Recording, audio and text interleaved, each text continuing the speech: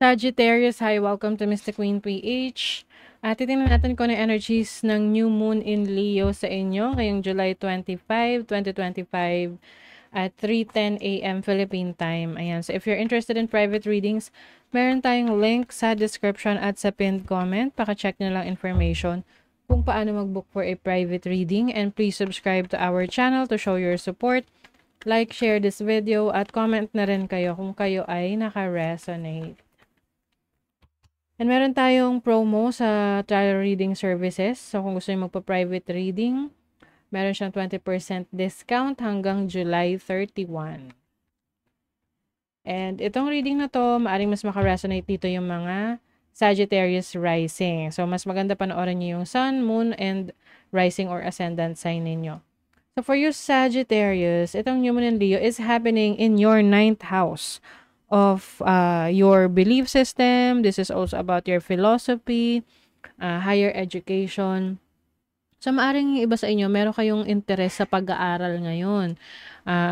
Ang pag-aaral, hindi lang yan sa school, no? Pwede rin yan sa pag-aaral ng doing your own research, yan, self-study, or mga online courses. Ayan. So, maaring gusto mo pang dagdagan yung iyong kaalaman. Pwede ring may training ka sa trabaho.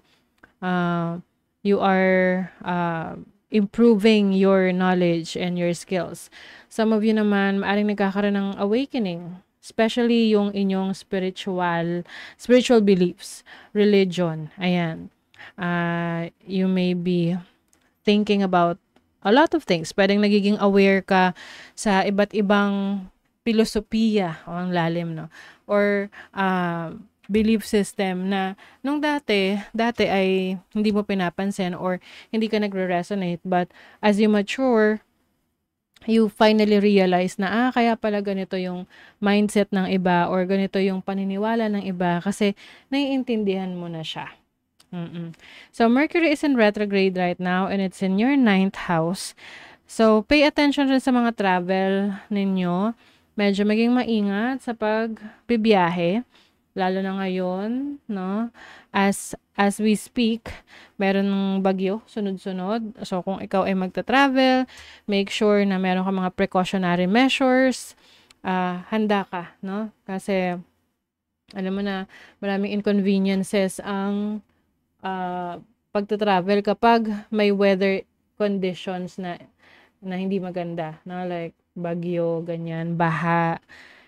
So, maging maingat.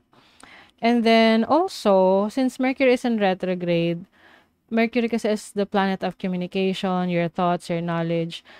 Pwede kasing meron kang mga matututunan na let's say sa internet na hindi pala siya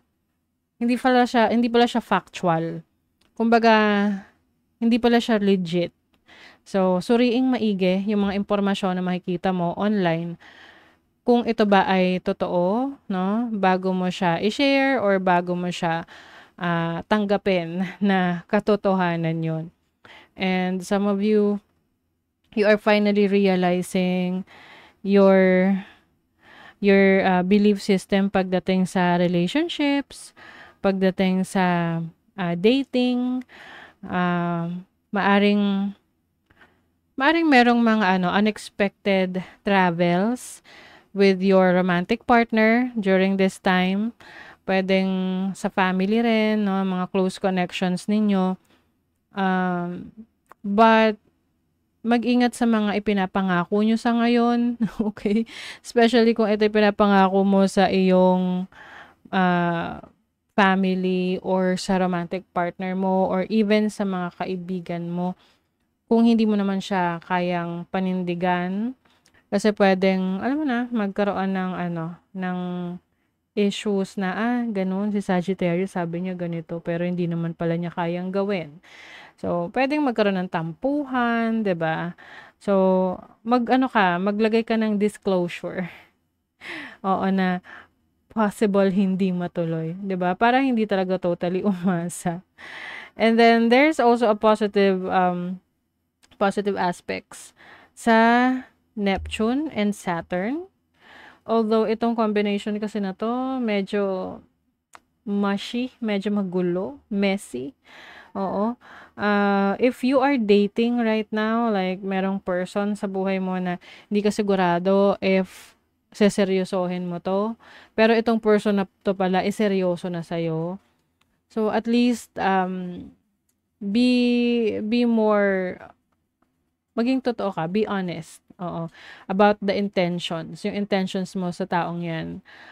Or puwedeng reversal yung roles. Kung sa tingin mo the person that you're connecting with right now, yung ka-date mo ay walang balak for ano, ah, yung mga ano, serious commitments, eh, di ikaw mag-decide ka kung okey sa'yo yun. Kasi may mga gano'n naman, eh, na, para sa kanila ayaw din nila ng seryosong commitment. So, parang alam mo na, beneficial relationships lang yung gusto. So, it has to be clear para walang expectations, 'di ba? Kasi puwedeng, someone is expecting ta's yung isa naman, hindi naman pala niya kayang ibigay. So, it may create some ano, puwedeng chaotic relationship or connection with your person. And even fifth house is also about children. So, puwedeng gano'n din 'no, mga pangako mo sa mga anak mo, merong let's say sinabi mo sa kanila na, "Uy kids, we are going to the amusement park or magta-travel tayo sa ganitong panahon, sa ganitong araw." Tapos yung mga anak mo excited, 'di ba? Na nag-e-expect na sila. And then yung pala, may conflict pala sa schedule mo, hindi mo pala kayang gawin. So, it may create mga tampuhan. So, make sure na kaya mong i-deliver yung kinomit mo or maging ano ka, maging open ka sa kanila na o baka may mga possibilities na hindi mangyari. Okay? And then, some of you, merong mga opportunities pagdating sa inyong creative endeavors. Puwedeng meron kayong creative ideas na gusto nyong i-explore, gusto nyo pang, alamin. Let's say na nagugustuhan mong mag-take ng pictures, photography, 'di ba? Eh, maaring gusto mong i-level up yung iyong photography skills, 'no? So, maaring mag-i-inquire ka for photography classes, 'no? Or any skill na gusto mong i-improve sa sarili mo, okay? So, you have the third house, it is opposing the sun and the moon sa Pluto. Pluto is about transformation. It's in retrograde right now. So, maaring meron kang mga gustong aralin na puwedeng hindi matuloy sa ngayon. Oo, kasi still Mercury is in retrograde at iwasan mo rin munang i-commit yung sarili mo sa mga, pag-aaral kung hindi mo kaya pang magbigay ng oras. Kasi sayang, eh. Puwede kasing masayang yung energy mo, yung energy ng iba, efforts ng iba, or yung pera mo, 'di ba? Let's say for example na-excite ka, gusto ko ng mag-enroll sa ano, gusto kong mag-enroll kung paano, yung mga cooking lessons, ayan. Tapos, andiyan na yung cooking lessons, hindi ka makapunta. Hindi ka maka-attend sa mga cooking lessons kasi busy ka pala. Oo, hindi mo naayos yung schedule mo. So, sayang, 'di ba? Although puwede mo siyang i-reschedule or puwede mo rin namang ano, i-refund, but the opportunity ay nasayang, 'di ba? So, at least hindi tayo makakaabala sa iba, gano'n. Okay? So, let's see what other energies you have. Ano yung energy ng ninth house for Sagittarius? What's the ninth house? Uy, Two of Cups. Some of you, pwedeng meron kayong kakonect na long distance relationship. Pwedeng romantic din to and pwedeng business, no? Kasi seventh house is also about business partnership. Pwedeng mentorship din to. So, meron kayong mentor. Ang mentor ninyo ay pwedeng romantic partner ninyo or someone na very close sa inyo. What is the energy of the seventh house? Uy, Five of Swords. OMG. Five of Swords is about conflict and betrayal. Okay? So, maaring iba sa inyo, Sagittarius, maka-experience kayo ng issue sa relationship nyo regarding betrayal of trust. It's either ikaw yung nag-betray or the person that you're dealing with ay nag-betray. Okay? So, kailangan maging clear sa'yo ang pananaw mo pagdating sa pakikipagrelasyon. Are you sure? Are you serious about it? And kung hindi, edi wag kang pumasok sa committed relationship, 'di ba?